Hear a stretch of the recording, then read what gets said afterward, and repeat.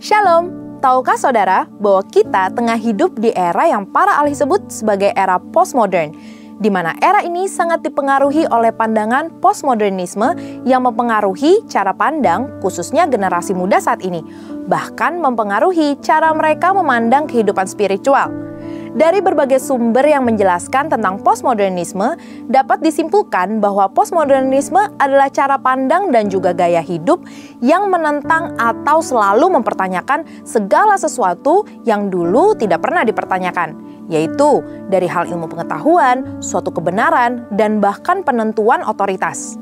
Pandangan ini umumnya bersifat skeptis dan lebih memprioritaskan pengalaman dan perasaan pribadi. Contohnya, mereka berpendapat bahwa kebenaran itu ada tapi tidak bersifat absolut, melainkan tergantung pengalaman dan perasaan tiap orang. Hal ini sangat berpengaruh terhadap pandangan mereka dalam berbagai hal. Dalam kekristenan sendiri, pandangan postmodernisme biasanya juga mempertanyakan hal-hal seperti bukti Tuhan ada atau tidak, apakah Alkitab adalah sumber yang valid atau tidak, pertanyaan mengenai kalau Tuhan itu baik, kenapa ada kejahatan, atau apakah suatu dosa masih relevan ketika banyak orang melakukannya dan akhirnya dianggap normal. Sebetulnya, dalam Kisah Para Rasul 17 ayat 16-34, Rasul Paulus juga pernah menghadapi situasi serupa saat berada di Athena, Yunani, di mana ada banyak sekali patung-patung berhala yang menandakan adanya banyak cara pandang, filosofi, budaya, dan ilah-ilah. Tidak heran jika Paulus dan rekan-rekannya ditertawakan dan dianggap membual saat membagikan Injil dan berita tentang Kristus. Namun, di balik itu ada rasa penasaran dan kehausan untuk tahu lebih lanjut dari apa yang diajarkan Paulus, sehingga Paulus mendapatkan kesempatan emas, yaitu diundang untuk berbicara di sidang Areopagus, tempat di mana siapapun bebas untuk berbicara dan berpendapat.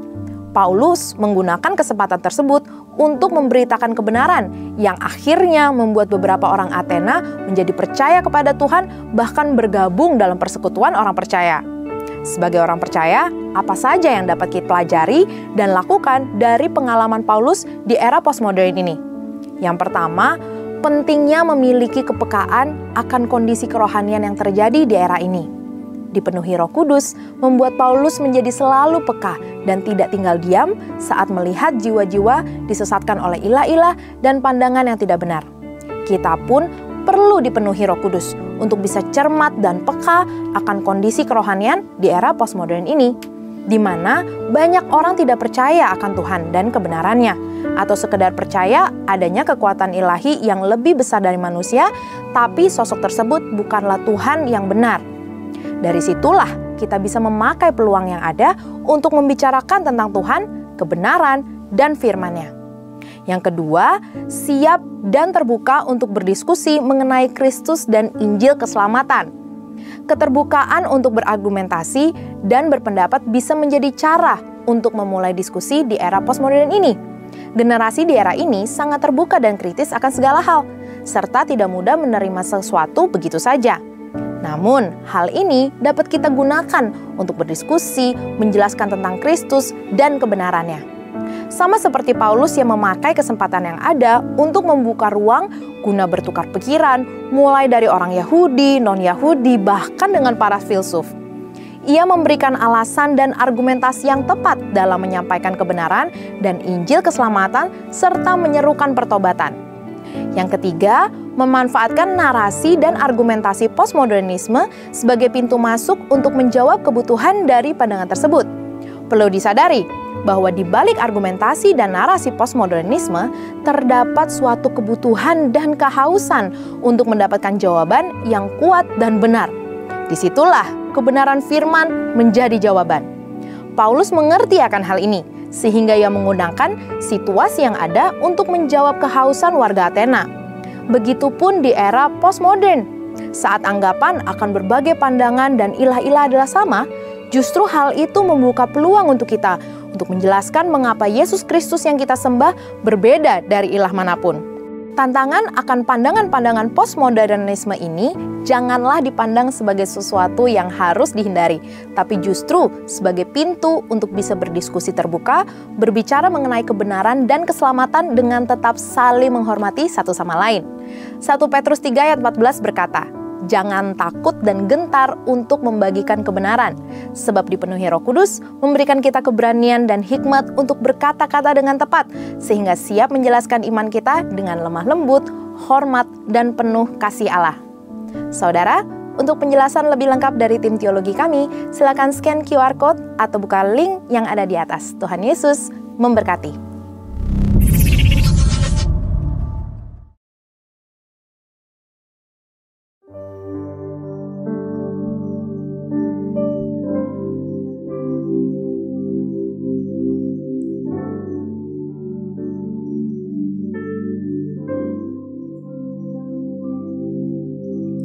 Orang yang duduk dalam lindungan yang maha tinggi dan bermalam dalam naungan yang maha kuasa akan berkata kepada Tuhan, "Tempat perlindunganku dan kubu pertahananku, Allahku yang kupercayai. Sungguh, dialah yang akan melepaskan engkau dari jerat penangkap burung, dari penyakit sampar yang busuk. Dengan kepaknya ia akan menudungi engkau, di bawah sayapnya engkau akan berlindung. Kesetiaannya ialah perisai dan pagar tembok. Engkau tak usah takut terhadap kedahsyatan malam, terhadap panah yang terbang di waktu siang, terhadap penyakit sampar yang berjalan dalam gelap, terhadap penyakit menular yang mengamuk di waktu petang. Walau 1.000 orang rebah di sisimu dan 10.000 di sebelah kananmu, tetapi itu tidak akan menimpamu. Engkau hanya menontonnya dengan matamu sendiri dan melihat pembalasan terhadap orang-orang fasik." Sebab Tuhan ialah tempat perlindungan, yang maha tinggi telah kau buat tempat perteduhan. Malapetaka tidak akan menimpa kamu, dan tulah tidak akan mendekat kepada kemah. Sebab malaikat-malaikatnya akan diperintahkannya kepadamu untuk menjaga engkau di segala jalanmu. Mereka akan menatang engkau di atas tangannya, supaya kakimu jangan terantuk kepada batu. Singa dan ular tedung akan kau langkahi, kau akan menginjak anak singa dan ular naga. Sungguh hatinya melekat kepadaku, maka aku akan meluputkannya. Aku akan membentenginya sebab ia mengenal namaku. Bila ia berseru kepadaku, aku akan menjawab. Aku akan menyertai dia dalam kesesakan. Aku akan meluputkannya dan memuliakannya. Dengan panjang umur akan kukenyangkan dia, dan akan kuperlihatkan kepadanya keselamatan daripadaku.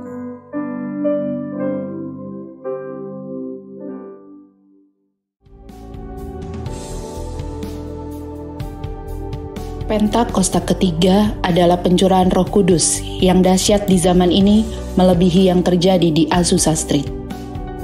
Pentakosta ketiga akan mengakibatkan penuaian jiwa yang terbesar dan yang terakhir sebelum Tuhan Yesus datang kembali. Pentakosta ketiga akan membangkitkan generasi Yeremia, yaitu anak-anak muda yang dipenuhi Roh Kudus, cinta mati-matian kepada Tuhan Yesus, tidak kompromi terhadap dosa, dan akan bergerak untuk memenangkan jiwa. Pentakosta ketiga lahir di Indonesia dan bergerak ke bangsa-bangsa. Gerakan ini dari timur ke barat dan akan kembali ke Yerusalem. Pentakosta ketiga akan memberikan kuasa untuk menyelesaikan amanat agung, dan setelah itu Tuhan Yesus datang kembali.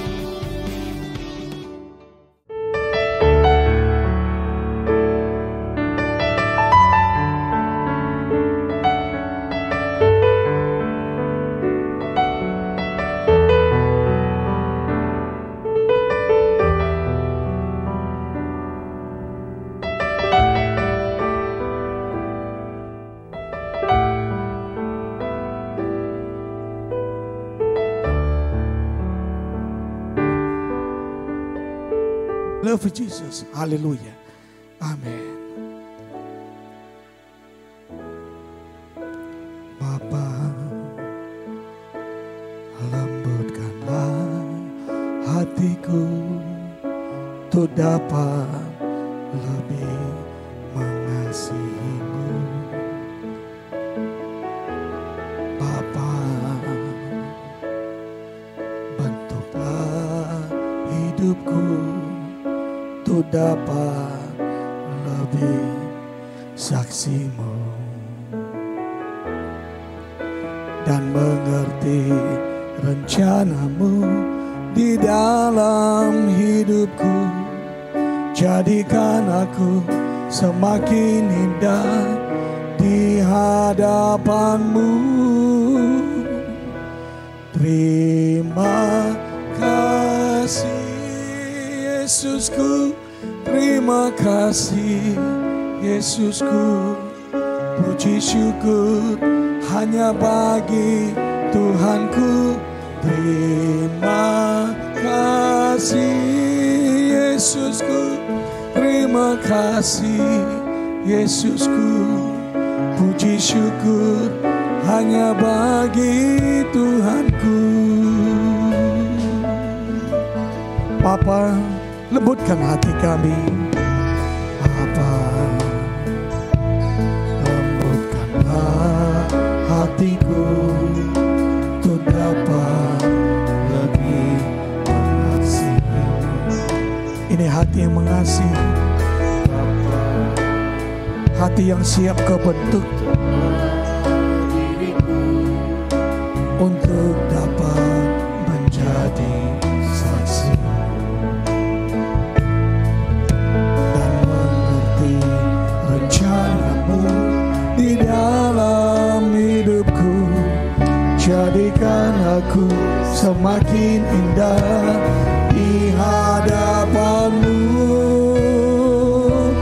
Terima kasih Yesusku, terima kasih Yesusku. Puji syukur hanya bagi Tuhanku. Terima kasih Yesusku, terima kasih Yesusku. Puji syukur hanya bagi Tuhanku.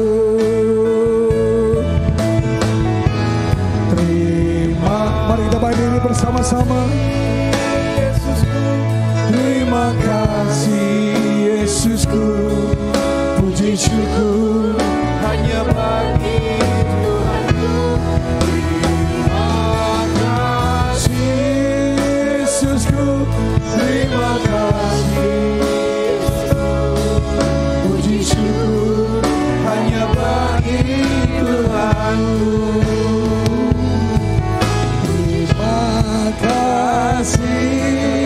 Yesusku, terima kasih Yesusku. Puji syukur hanya bagi Tuhanku. Terima kasih Yesusku, terima kasih Yesusku. Puji syukur hanya bagi Tuhan. Katakan sekali lagi, terima kasih. Terima kasih Yesusku, terima kasih Yesusku. Puji syukur hanya bagi Tuhanku. Terima kasih Yesusku, terima kasih Yesusku. Puji syukur hanya bagi Tuhanku. Puji syukur hanya bagi Tuhanku. Puji syukur hanya bagi Tuhanku. Terima kasih ya Tuhan. Segala puji syukur kami naikkan kepada-Mu Tuhan. Untuk sore hari ini kembali kami boleh datang sujud di hadapan-Mu Tuhan. Kami boleh kembali beribadah kepada-Mu Tuhan. Satu hal yang kami rindukan, yaitu kami boleh datang menyembah, memuji Engkau, beribadah kepada-Mu, bahkan bertemu dengan Engkau Tuhan di dalam bait-Mu yang kudus. Karena itu Tuhan, kami mau Tuhan saat ini Engkau hadir di tengah-tengah kami Tuhan. Di saat kami menyembah, memuji dan memuliakan nama-Mu. Bahkan di saat kami Tuhan mendengar akan suara-Mu ya Tuhan. Engkau bekerja Tuhan bagi kami. Engkau sendiri Tuhan yang akan menjamah kami Tuhan. Dan biarlah di dalam ibadah kami hari ini Tuhan, Engkau yang memberkati kami lebih lagi Tuhan. Untuk itu Tuhan, pada saat ini Tuhan kami hendak duduk diam di hadapan-Mu. Hendak merenungkan kebenaran-kebenaran firman-Mu. Supaya kebenaran firman-Mu itu menuntun kami untuk memasuki Tuhan di dalam kehidupan kami lebih dan lebih lagi ya Bapa. Supaya kami mengerti dan benar-benar mengetahui bahwa Engkaulah Allah Tuhan kami yang memberkati kami. Terima kasih Bapa, berikan hikmat bagi kami, pengertian-pengertian yang lebih lagi. Supaya kebenaran firman ini kami boleh mengerti dan kami dapat lakukan di dalam kehidupan kami hari pas hari. Sehingga berkat-berkat yang Kau sediakan bagi kami itu boleh kami terima. Terima kasih Bapa, terpuji-pujilah nama-Mu. Kami siap untuk mendengar firman-Mu hanya di dalam nama Yesus. Mari yang siap mendengar firman Tuhan sama-sama katakan amin. Shalom. Silahkan duduk saudara sekalian Tuhan. Puji Tuhan. Ya, kembali pada sore hari ini saya boleh melayani di tempat ini. Mungkin tidak terlambat kalau saya mengucapkan selamat tahun baru. Ya, kita sudah memasuki hari yang ke-20 di tahun ini.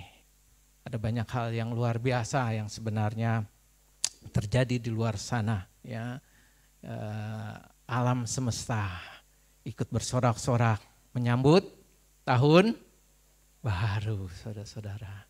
Ya, tanggal 1 alam bersorak-sorak di Jepang, saudara.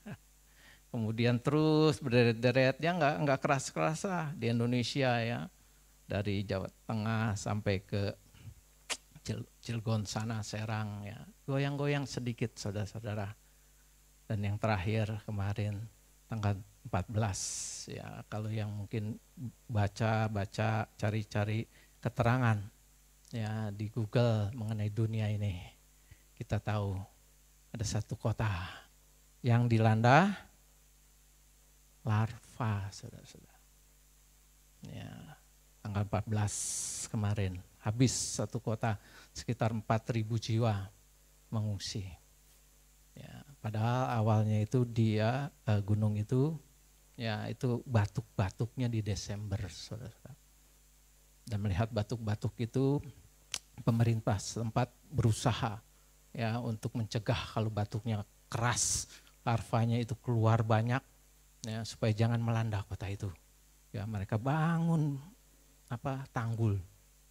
Ya, tanggul untuk mengarahkan larva itu kalau keluar itu jangan sampai melanda kota. Tetapi ternyata luar biasa, saudara-saudara. Larva yang keluar itu melewati tanggul itu sehingga kota itu habis. Ya, puji Tuhan. Ya, di tahun baru ini alam juga ikut bersorak-sorai, saudara-saudara. Ya, dan inilah yang menjadi tanda buat kita harus berhati-hati, saudara-saudara. Gunung yang tadi saya sebutkan, sebenarnya gunung berapi yang sudah beristirahat 700 tahun. Mereka dia tidak pernah batuk-batuk lagi. Tetapi sekali batuk, puji Tuhan. Haleluya. Mari kita akan merenungkan kebenaran firman Tuhan pada sore ini. Ya, saya ambil dari Yohanes 10 ayat 10 ya. Saya akan bacakan firman Tuhan ini ya, dan firman Tuhan selanjutnya itu dari terjemahan baru 2, saudara-saudara.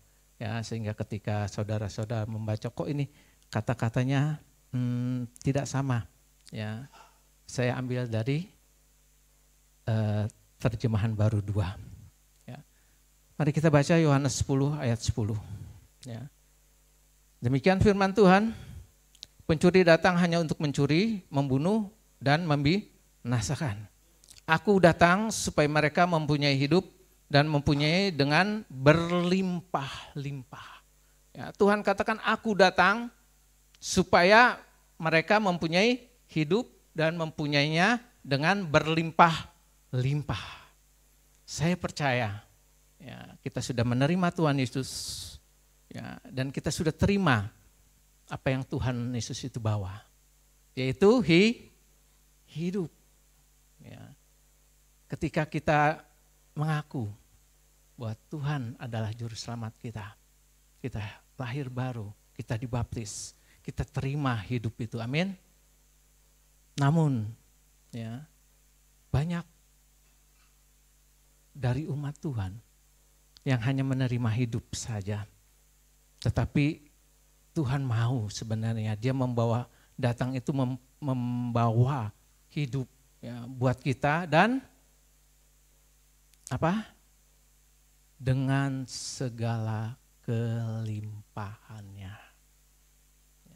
Tuhan mau hidup kita itu hidup di dalam Tuhan dengan segala kelimpahan yang dari Tuhan. Ya. Namun banyak orang-orang yang belum merasakan atau belum mendapatkan yang namanya hidup berlimpah itu. Kenapa demikian? Karena firman Tuhan tadi ya dikatakan begini, pencuri datang untuk mencuri dan membunuh. Aku datang supaya mereka mempunyai hidup dan mempunyainya dengan berlimpah-limpah. Ya, Tuhan katakan, aku datang. Ya. Tetapi bukan hanya aku, ya. Di dalam firman Tuhan ini dikatakan apa? Pencuri itu juga datang untuk mencuri. Ya, pencuri itu datang untuk mencuri apa? Mencuri hidup itu. Ya. Tetapi kalau dia tidak dapat mencuri hidup itu, dia akan berusaha untuk mencuri berkat-berkat yang Tuhan sediakan. Dengan berharap ketika berkat-berkat itu bisa diambil oleh pencuri itu, maka hidup kita juga bisa dia ambil. Ya. Nah pada sore hari ini kita mau belajar pencuri itu apa saja. Supaya kita tahu dan kita bisa usir pencuri itu. Ya, sebab tanpa disadari ya, pencuri itu datang di dalam hidup kita dan ada di tengah-tengah kita. Oleh karena itu kita tidak dapat merasakan yang namanya hidup berkelimpahan itu. Oke, kita mau belajar ya dari kisah yang cukup terkenal, yaitu dari kisah anak yang hilang. Ya, tetapi kali ini kita belajar bukan dari anak bungsu yang hilang. Tetapi kali ini kita belajar dari anak sulung yang rupanya kalau kita lihat-lihat dia juga terhilang. Cuma terhilangnya di rumah bapaknya, saudara-saudara. Ya. Dia hidup bersama bapaknya. Tetapi dia tidak bisa menikmati berkat yang ada di rumah bapaknya. Ya, yuk kita mau belajar kenapa itu terjadi. Ya. Mari kita baca dari Lukas 15 ayat 25 sampai 32. Ya. Terjemahan baru 2. Bapak dan Ibu dan saudara sekalian bisa membaca dalam terjemahan baru. Kita mungkin ada beberapa kata-kata yang agak berbeda, tetapi tetap sama maknanya. Lukas 15 ayat 25 sampai 32 berkata demikian. Sementara itu anaknya yang sulung berada di ladang. Ketika ia pulang dan sudah dekat rumah, ia mendengar suara musik dan nyanyian tari-tarian. Ia memanggil salah seorang hamba dan bertanya kepadanya apa yang sedang terjadi. Jawab hamba itu, adikmu telah kembali dan ayahmu telah menyembelih anak lembu yang gemuk. Karena ia mendapatkannya kembali dan dalam keadaan sehat. Anak sulung itu marah dan ia tidak mau masuk. Lalu ayahnya keluar memujuk dia. Namun ia menjawab ayahnya, lihatlah. Telah bertahun-tahun aku melayani Bapa dan belum pernah aku melanggar perintah Bapa. Tetapi kepadaku belum pernah Bapa memberikan seekor anak kambing untuk bersukacita dengan sahabat-sahabatku. Tetapi baru saja datang anak bapa yang telah menghabiskan harta bapa dengan pelacur-pelacur, maka bapa menyembelih anak lembu yang gemuk itu untuk dia. Kata ayahnya kepadanya, anakku, engkau selalu bersama-sama dengan aku dan segala milikku adalah milikmu. Kita patut bersukacita dan bergembira karena adikmu telah mati dan kini hidup kembali. Ia telah hilang dan kini ditemukan kembali. Ya. Kalau kita baca ya, kisah ini, ternyata anak sulung juga tidak bisa menikmati berkat-berkat yang ada di dalam rumah bapaknya. Mungkin sama dengan kita ya. Kita tidak bisa menikmati berkat-berkat Bapak kita yang di surga. Ya, padahal mungkin selama ini kita ada di dekat dengan Bapak kita di surga. Ya, mari kita mau belajar ya, apa penyebabnya. Ya, pencuri apa yang telah mengambil berkat itu. Ya, yang pertama, ya, pencuri yang pertama yang mencuri berkat Tuhan adalah hubungan yang salah.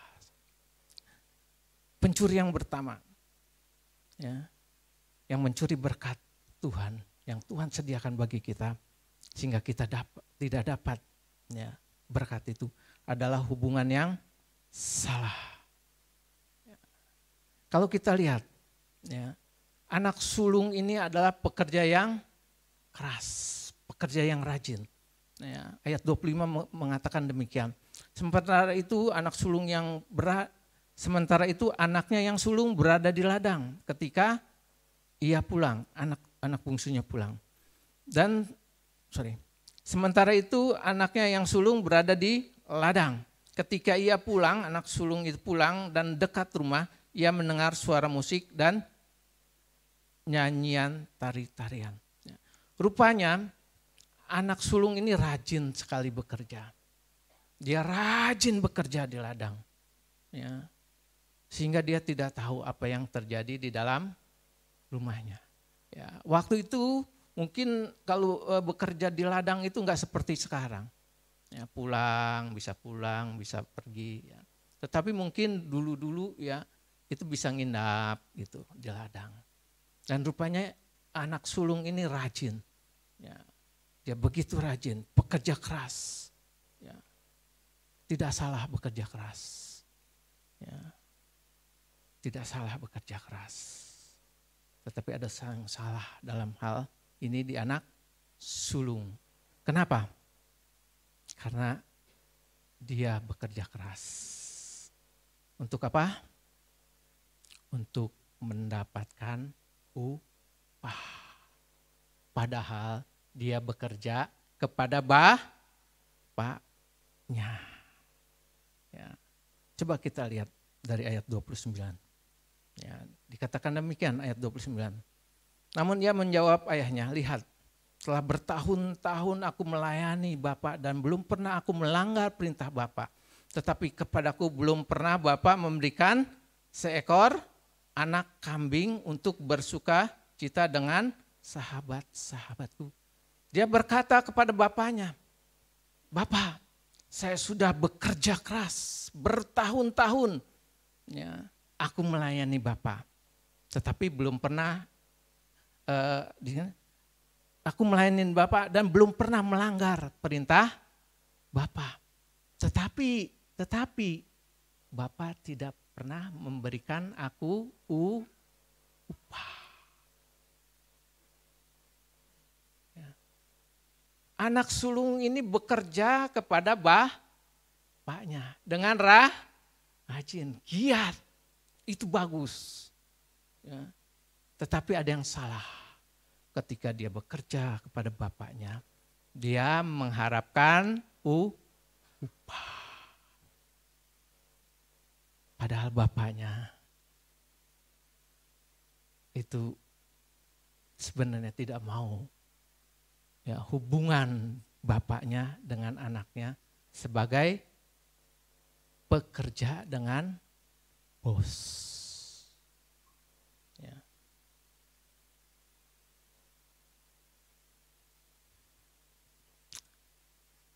apa yang Tuhan mau? Apa bapaknya yang mau? Ya, ayat 31 berkata demikian. Kata ayahnya kepadanya, anakku, engkau selalu bersama dengan aku dan segala milikku adalah milikmu. Ini hubungan yang bapaknya mau terhadap anak sulungnya. Engkau anakku. Ya, engkau anakku. Segala sesuatu milikku adalah kepunyaanmu, milikmu. Artinya apa? Bapaknya sebenarnya ingin memiliki hubungan antara anak dan bapak. Bukan sebagai pekerja dan bos. Tetapi anak sulung ini menempatkan dirinya itu pada posisi pekerja. Ini yang salah, saudara-saudara. Ya. Demikian juga kita terhadap bapak kita. Ya. Kita harus rajin bekerja, melayani, beribadah. Tetapi ada satu motivasi yang harus kita ngerti. Kita bekerja, melayani, itu bukan kita untuk mendapat upah. Tetapi kita bekerja melayani Tuhan karena Dia adalah Bapa kita. Karena Dia Bapa kita. Apa motivasi kita ketika kita rajin melayani Tuhan? Apa motivasi kita ketika kita datang kepada Tuhan? Mau mendapat upah?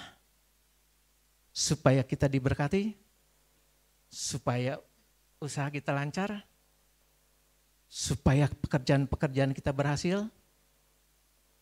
Saya mau katakan, kalau motivasi itu ada di dalam diri kita, kita menempatkan diri kita sebagai pekerja di hadapan Tuhan.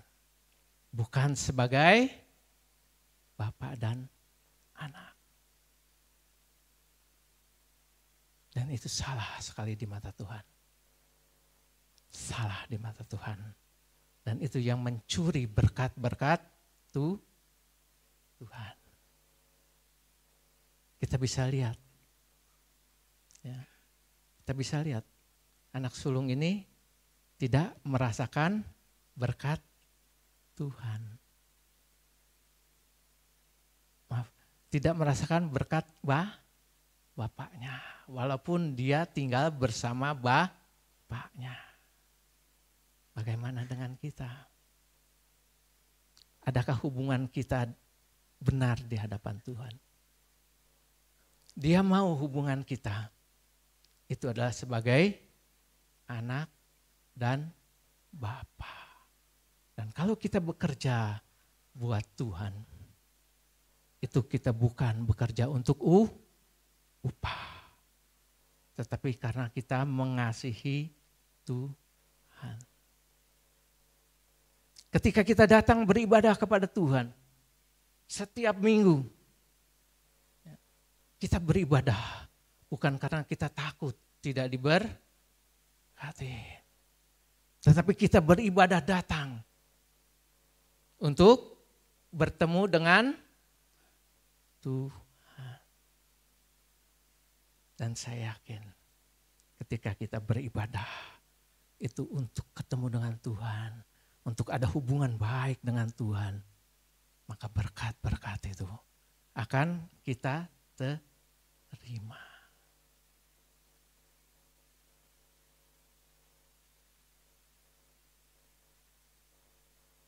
Adakan hubungan baik dengan Tuhan. Masuk ke dalam hadirat Tuhan lebih dalam, lebih dalam. Dan ketika kita datang beribadah, ayo kita benar-benar datang untuk menyembah Tuhan dengan segenap hati, dengan kerinduan. Kita mau bertemu dengan Bapa kita untuk menjalin hubungan yang benar dengan Bapa kita. Dan kalau itu terjadi dalam setiap ibadah kita, dalam setiap doa-doa kita, saat teduh kita, saya yakin berkat Tuhan akan kita terima.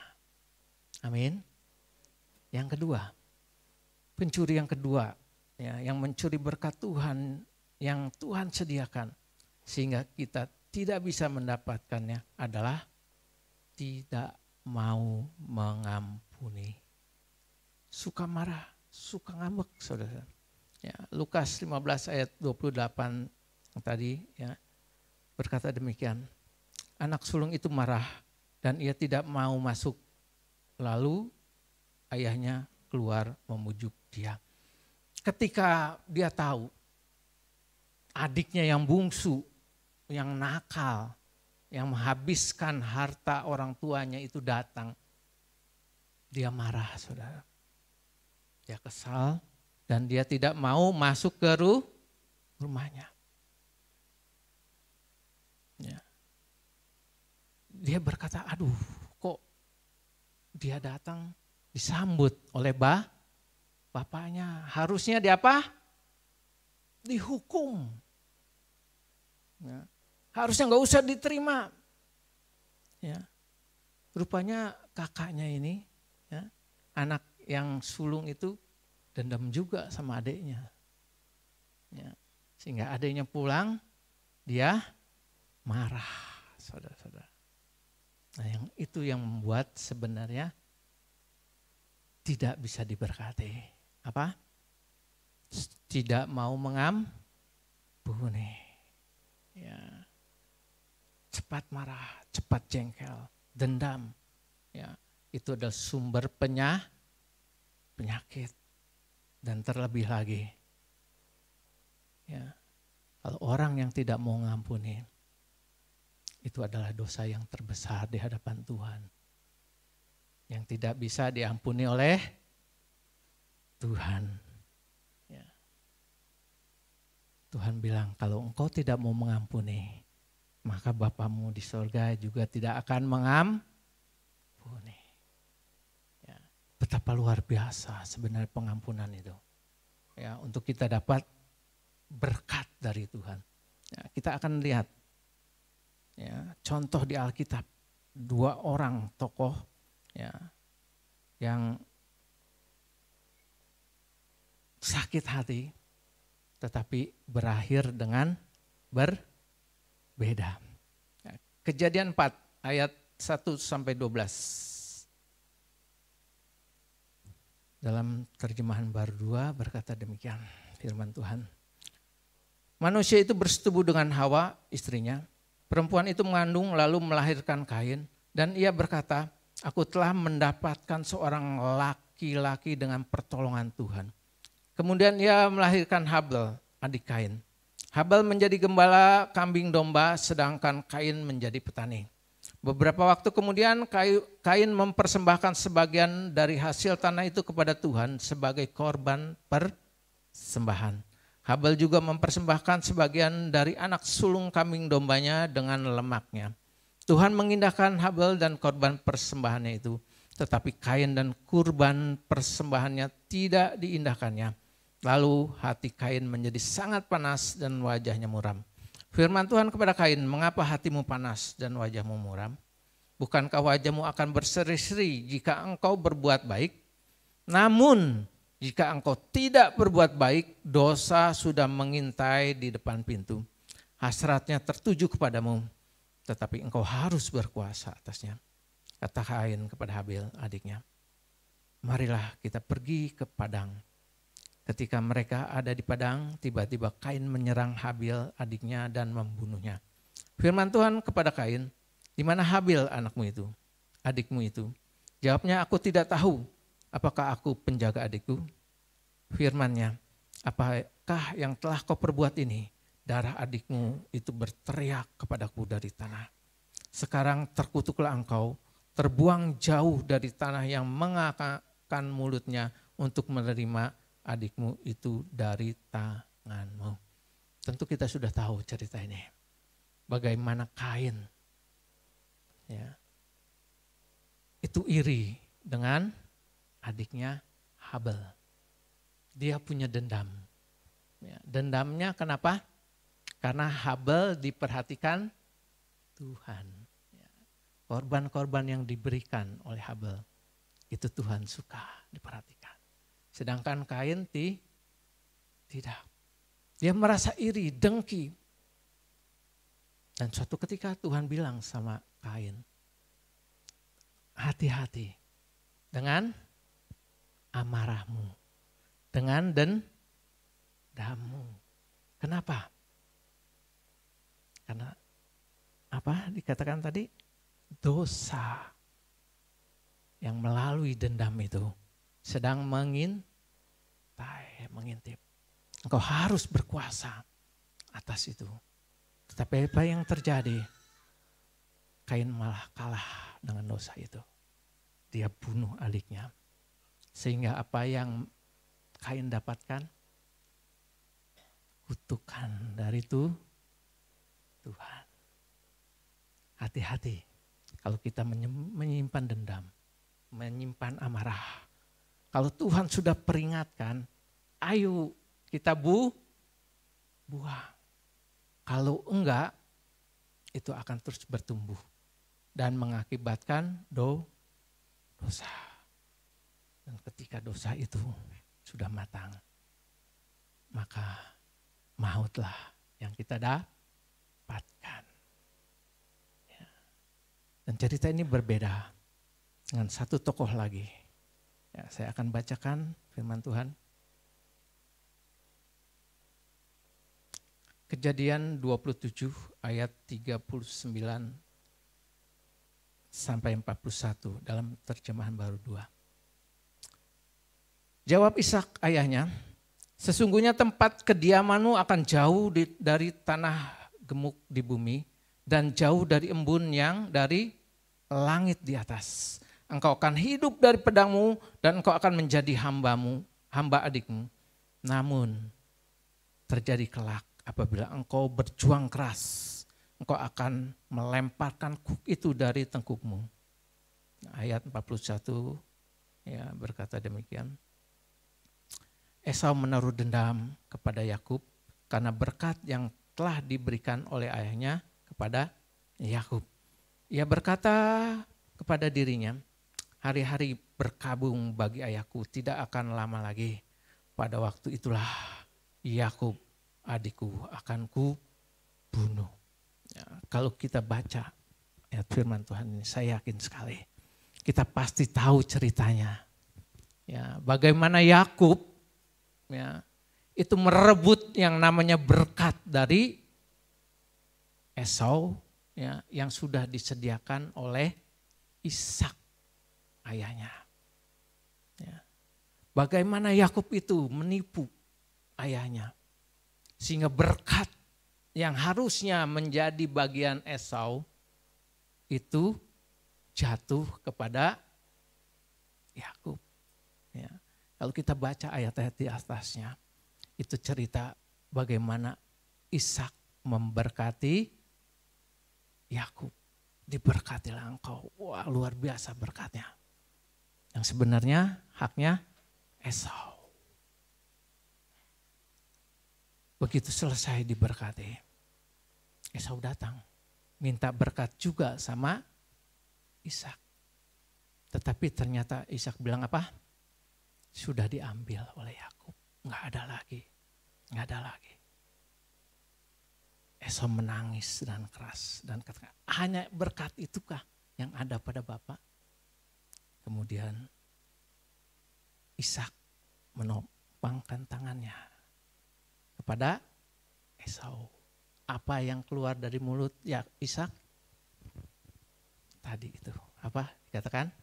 Sesungguhnya tempat kediamanmu akan jauh dari tanah gemuk di bumi dan jauh dari embun yang dari langit di atas. Engkau akan hidup dari pedangmu dan engkau akan menjadi hamba adikmu. Namun akan terjadi kelak apabila engkau berjuang keras, engkau akan melemparkan kuk itu dari tengkukmu. Itu yang keluar dari mulut Ishak. Kalau kita baca, ini berkat atau kutuk? Ini berkat atau kutuk? Sekali lagi, ini berkat atau kutuk? Dikatakan sesungguhnya tempat kediamanmu akan jauh dari tanah gemuk di bumi. Dan jauh dari embun yang dari langit di atas. Satu kutuk sebenarnya yang mengatakan engkau akan hidup susah. Engkau akan hidup sengsara. Namun ada satu kata kunci. Ada satu kata kunci yang luar biasa. Dikatakan demikian. Namun akan terjadi kelak. Apabila engkau berjuang keras. Engkau akan melemparkan kuk itu dari tengkukmu. Apa kuk yang menekan?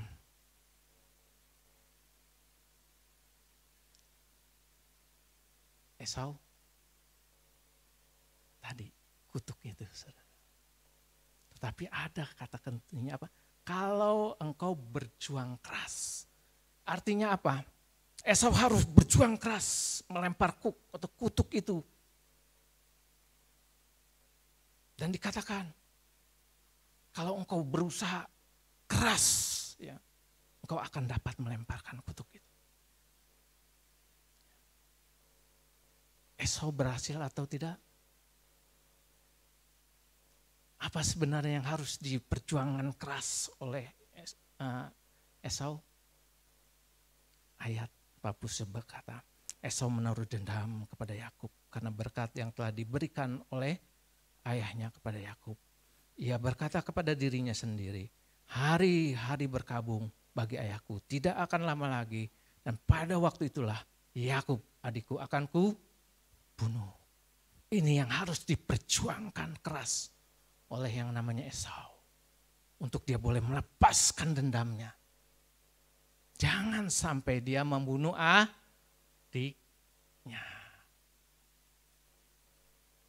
Esau berhasil melemparkan berjuang kerasnya.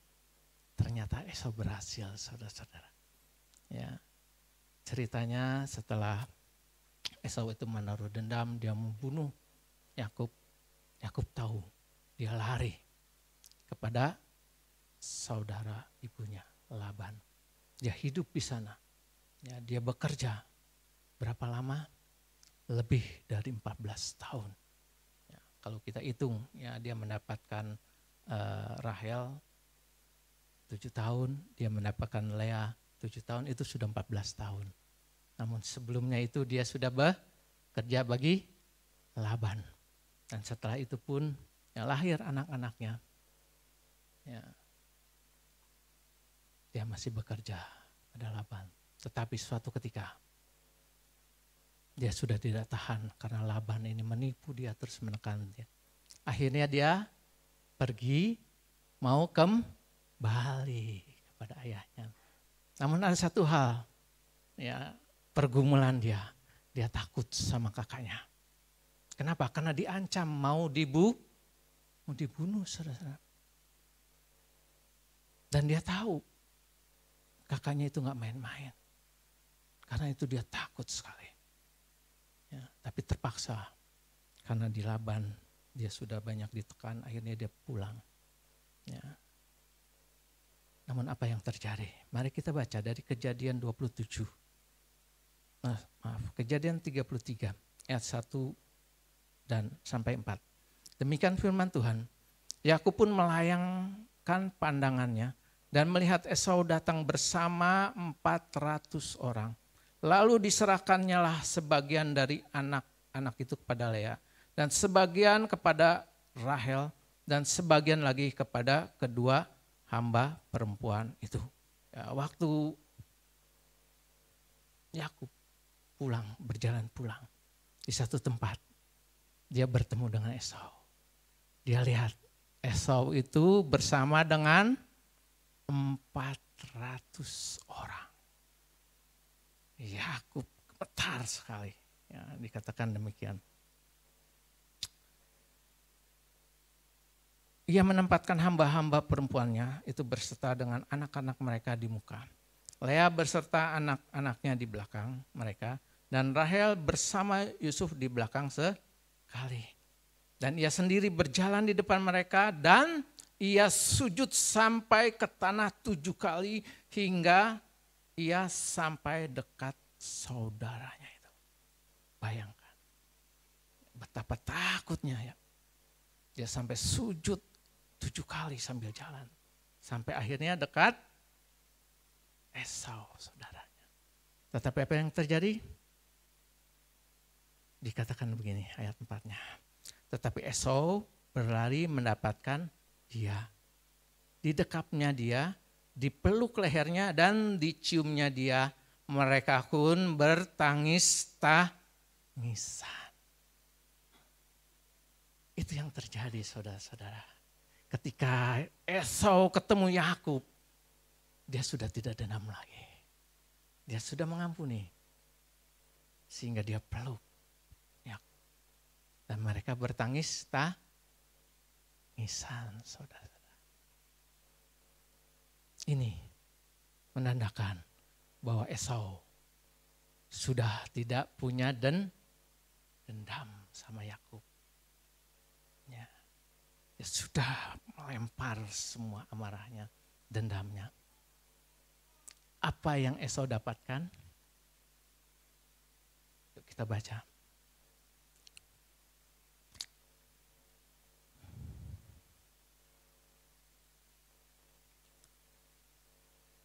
Ulangan 2 ayat 4 sampai 6.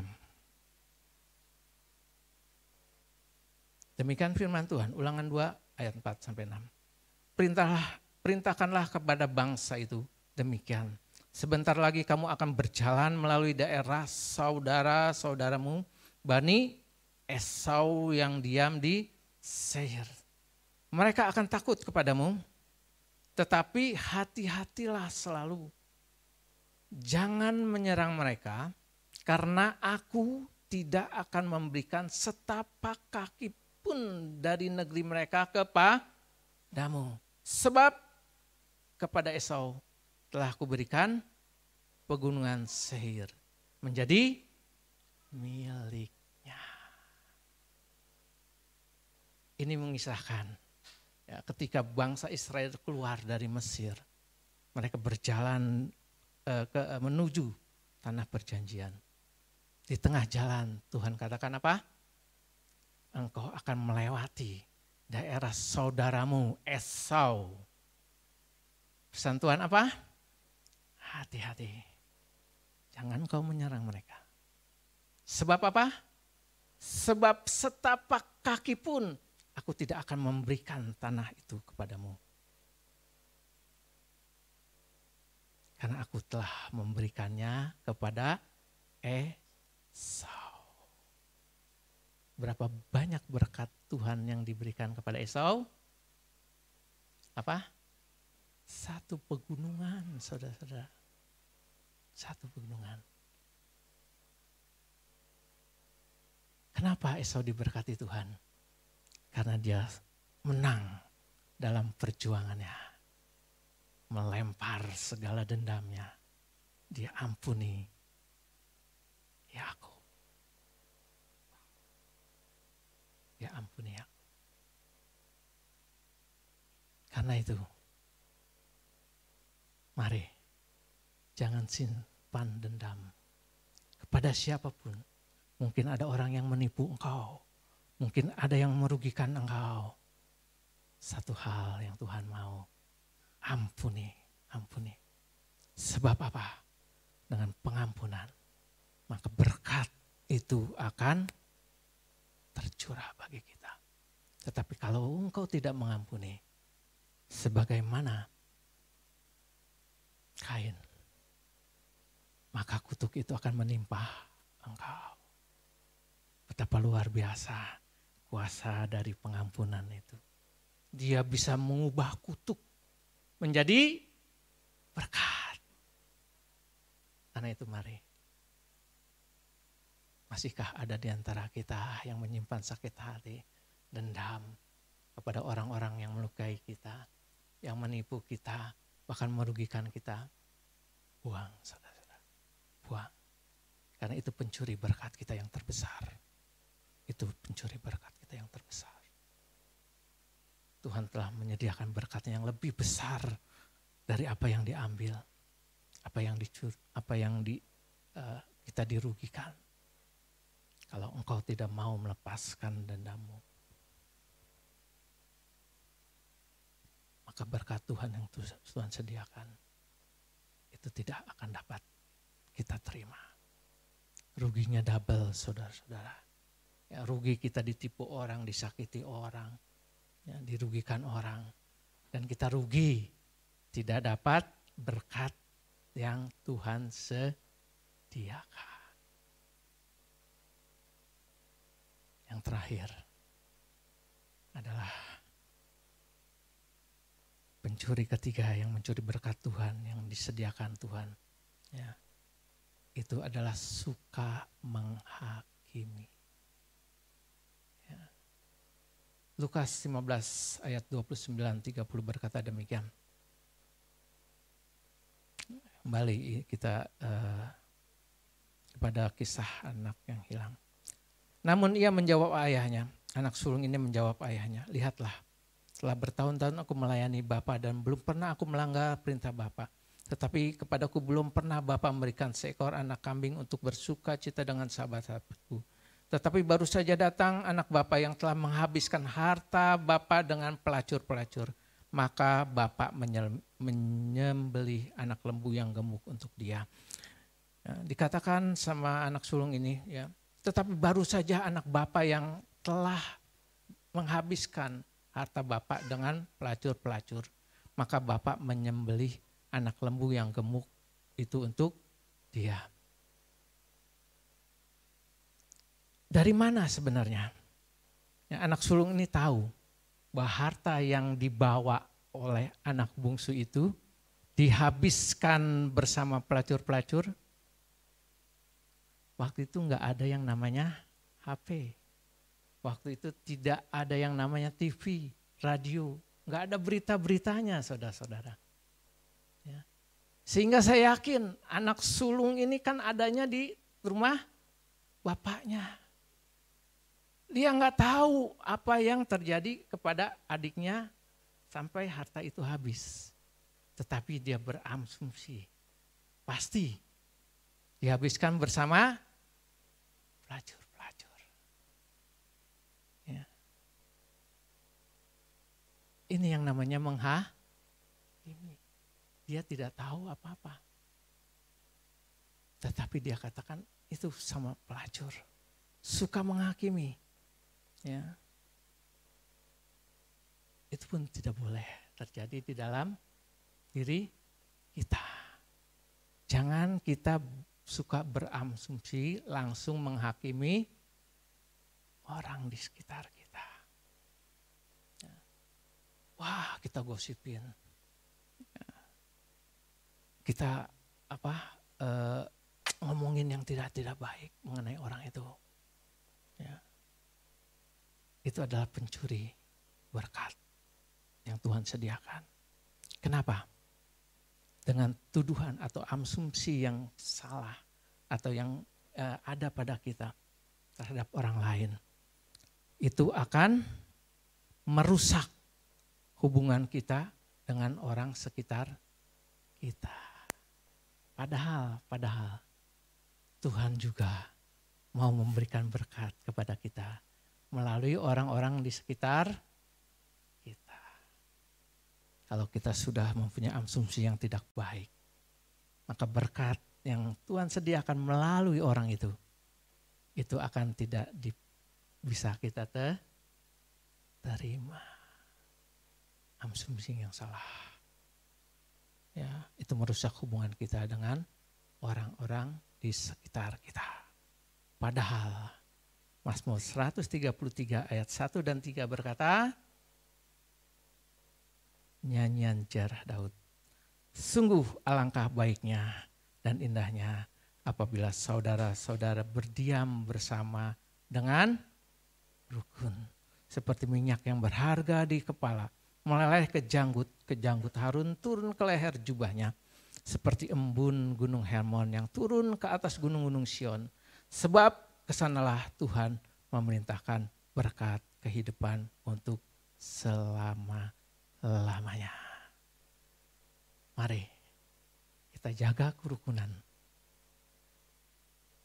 di dalam lingkungan kita. Kita jaga kerukunan di keluarga kita. Kita jaga kerukunan di gereja kita. Dimanapun lingkungan kita. Sebab apa? Sebab Tuhan juga mau memakai orang-orang di sekitar kita untuk menjadi saluran berkat-Nya. Amin.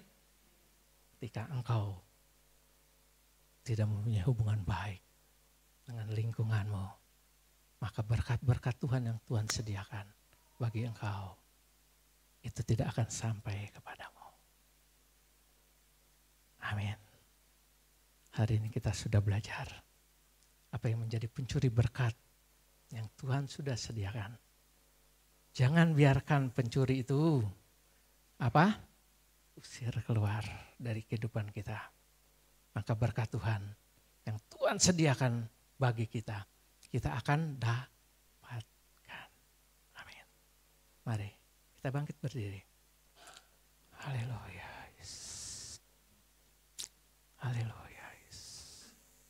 Mari saudara kasih Tuhan, kita datang menghampiri Tuhan. Kita sudah belajar berkat yang dicuri oleh pencuri. Dan kita sudah tahu pencuri-pencuri apa saja yang mencuri berkat itu. Saat ini mari kita mau datang kepada Tuhan. Kita katakan, Tuhan, saya mau pencuri-pencuri itu keluar dari hidup. Saya mau pencuri-pencuri itu tidak ada di dalam hidup. Mari kita renungkan di hadapan Tuhan. Pencuri apa yang ada dalam hidup saudara? Saudara sendiri yang tahu. Mari kita berdoa kepada Tuhan. Bapa, dalam hidupku masih ada pencuri-pencuri Tuhan. Di mana kami masih salah mengerti hubungan kami dengan Engkau. Di mana di hati kami masih banyak dendam,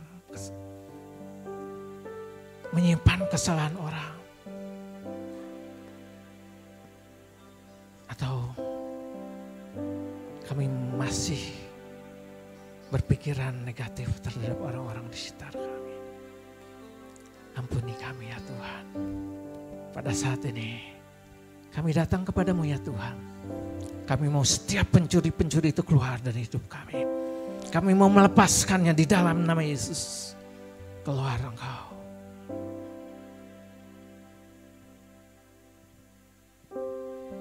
Keluar dari kehidupan kami. Sehingga berkat-berkat Tuhan yang Tuhan sediakan, itu boleh kami terima. Terima kasih Tuhan, terima kasih. Terpuji-pujilah nama-Mu. Kami bersyukur untuk sore hari ini. Dan kami mau melakukan apa yang menjadi kebenaran firman-Mu. Sebab kami mengerti bahwa Engkau datang memberikan hidup dan memberikannya dengan segala kelimpahannya. Terpujilah nama-Mu. Terima kasih Bapa. Kami bersyukur kepadamu hanya di dalam nama Tuhan kami, Yesus Kristus. Haleluya. Amin. Amin. Kita berikan tepuk tangan yang terbaik buat Tuhan. Saya undang Ibu Gembala untuk ke depan. Hari ini, hari yang kau tunggu, bertambah 1 tahun usiamu. GBI Jatimahmu.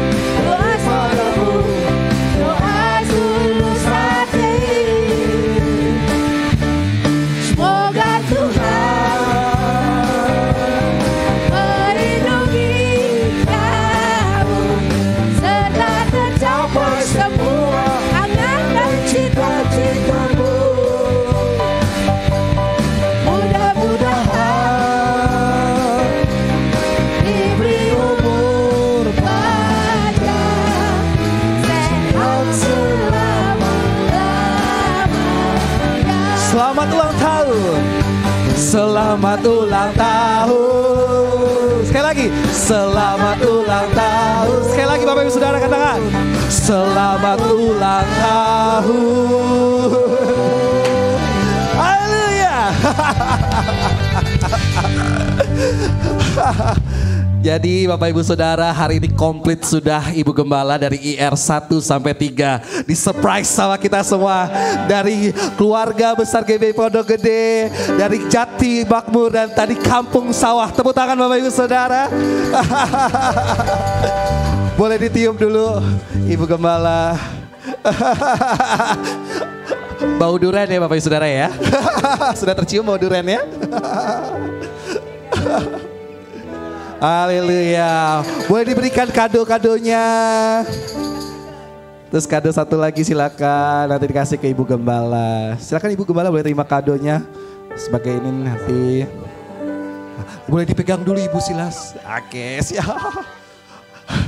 Penuh tangannya penuh. Mungkin Pak Ronald boleh pegangin lagi kue ini ya, kue uangnya.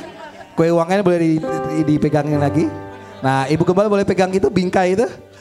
Oke, sekalian bingkainya. Bingkainya boleh Ibu pegang juga. Nah, boleh foto. Oke. Oke, saya undang Pak Silas untuk boleh mendoakan Ibu Gembala. Silakan Pak Silas. Mari kita angkat tangan kita arahkan kepada Ibu Gembala kita. Bapa, sungguh sukacitamu melimpah atas kami hari ini ketika kami boleh merayakan ulang tahun gembala kami, Ibu Rahel Herawati ya Bapak. Dia telah mengembalakan kami sekian lama ya Tuhan. Dan saat ini dia berulang tahun. Karena itu kami Tuhan angkat tangan kami. Kami memberkati gembala kami ya Tuhan. Biar berkat-berkat yang Kau sediakan Tuhan, itu Kau limpahkan bagi dia Tuhan. Karena kami percaya Engkau telah menyediakan berkat-berkat yang luar biasa di dalam hidupnya. Karena hamba-Mu ini telah melayani Engkau sekian lama. Dengan hati yang begitu mengasihi Engkau. Dia boleh melayani domba-domba yang Kau percayakan. Karena itu kami percaya pada hari ini Tuhan. Engkau memberkati hamba-Mu ini lebih dan lebih lagi. Biarlah Engkau memberkati dengan panjang umur. Dengan berkat kesehatan yang melimpah. Sehingga dia boleh terus melayani Engkau ya Tuhan. Di dalam dia boleh menjalani hidupnya lebih lagi. Karena kami percaya itu yang Engkau kehendaki. Dan ketika hamba-Mu ini melakukan apa yang Engkau kehendaki. Apa yang Engkau rencanakan dalam hidupnya. Maka kami yakin Tuhan, berkat-Mu akan melimpah kepada hamba-Mu ini. Karena itu pada saat ini Tuhan, biar Engkau sendiri yang menopang tangan-Mu kepada hamba-Mu ini. Dan memberkatinya dengan berlimpah-limpah. Terima kasih Tuhan. Berikan terus hikmat. Untuk dia terus berjalan di dalam kebenaran firman-Mu. Di dalam melayani Engkau. Sehingga pelayanannya, kehidupannya boleh menyenangkan hati-Mu. Berkati juga keluarga besarnya. Berkati anak-anaknya. Berkati menantunya. Bahkan berkati cucunya ya Bapak. Berkati keluarga besarnya ya Bapak. Dengan berkat yang berlimpah-limpah. Biar Tuhan, Kau berikan juga kekuatan bagi hamba-Mu ini Tuhan. Melangkah bersama dengan Engkau di dalam kehidupannya untuk terus melayani Engkau. Terima kasih Tuhan, berkat-Mu terus melimpah bagi hamba-Mu. Terpuji-pujilah nama-Mu. Di dalam nama Yesus kami berdoa kepadamu, memberkati hamba-Mu. Haleluya. Amin. Amin. Kita berikan tepuk tangan sekali lagi Bapak Ibu Saudara. Oke teman-teman dari GBI Jati Makmur boleh kembali. Pak Silas boleh kembali duduk. Kadonya boleh dibawa dulu. Sekali lagi. Selamat. Boleh duduk kembali Bapak Ibu Saudara. Silakan duduk kembali. Kadonya boleh dibawain dulu biar Ibu Gembala bisa kosong tangannya.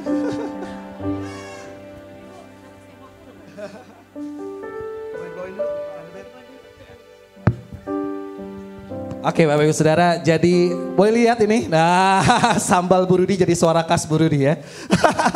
Oke, Bapak Ibu Saudara, jadi inilah surprise dari kita para pengerja secara inisiatif. Ibu Gembala boleh di sini aja, jangan kemana-mana. Jadi mohon maaf yang ibadah sore ini jangan marah dengan Pak Silas, tapi marahlah dengan saya karena saya yang membohongi Ibu. Jadi Bapak Ibu Saudara biar Ibu Gembala datang ibadah 3 soalnya. Biar datang, kalau enggak nanti gak datang gitu ya. Jadi Bapak Ibu Saudara dari IR1 sampai ke 3 ini kita behind the scene-nya, timnya adalah Kak Stesi, Kak Sepi, saya dan Ibu Desi. Dan seluruh pengerja GBI Pondok Gede Plaza. Dan juga Kampung Sawah dan Jati Makmur yang luar biasa tadi. Kreatif banget ya. Kuenya kue duren, alat musiknya macam-macam. Ya itu inisiatif kita semua dari cinta kita dari keluarga GBI Pondok Gede Plaza dan seluruh ranting yang ada. Dan juga tadi di bawah juga ada karangan bunga dari Kak Beni dan tentunya di belakang I want to appreciate juga buat Nathan, thank you buat desain-desainnya. Itu yang desain semua Nathan, udah dipajang semua Nathan. Oke, jadi kita akan menerima doa berkat. Mungkin Ibu Gembala sebelum doa berkat mungkin mau nyampaikan 1-2 kata juga boleh. Silakan Ibu. Ya, puji Tuhan, shalom semuanya. Saya sungguh terharu untuk hari yang spesial hari ini. Khususnya persis di hari ini, hari ulang tahun saya persis hari Minggu. Dan tapi saya tidak pernah terbayang akan ada heboh-heboh seperti ini. Tadinya karena saya masih capek dari kemarin baru pulang ya. Ini ada 2 teman juga yang pergi bersama. Saya pikir sore saya mau absen hari ini. Tapi Anto beralasan katanya Pak Silas belum tentu datang Bu katanya. Jadi Anto mesti menggantikan. Sehingga ibu mesti harus doa berkat. Ya memang doa berkat sih memang harus ya. Gitu. Tapi itulah semua skenario yang luar biasa yang sudah dilakukan sepanjang hari ini. Dan Tuhan memberkati kita semua. Membuktikan bahwa kita dengan ranting-ranting unity yang luar biasa. Terima kasih banyak Pak Silas dan tim semua seluruh pekerja daripada Jati Makmur. Tuhan Yesus memberkati kembali Bu. Terima kasih Bu untuk duriannya Bu. Karena di sana ditulis memang itu kurang duriannya tidak. Dan sore hari ini menjadi terwujud itu durian. Kesukaan saya. Tapi teh botol sudah harus ditoret itu. Ya Tuhan berkati juga kemarin ke saya dan beberapa teman memberikan kesempatan untuk saya boleh jalan untuk cruise, untuk dengan kapal bersiar. Saya itu bersyukur, itu saya anggap itu hadiah dari Tuhan spesial buat saya tahun ini. Dan akhirnya kita semua tetap di dalam sukacita Tuhan yang luar biasa. Ya, mari kita terus bersatu menyelesaikan amanat agung Tuhan. Tidak ada ranting A, ranting B, tetapi kita semua bersatu untuk bersama-sama mencari jiwa-jiwa buat diselamatkan. Amin. Mari kita bangkit berdiri semuanya. Mari saya bersyukur dan mengucapkan terima kasih Tuhan. Terima kasih Tuhan Untuk kasih setiamu yang ku alami dalam hidupku. Terima kasih Yesus untuk kebaikanmu sepanjang hidupku. Terima kasih Yesusku buat anugerah yang Kau beri selama ini.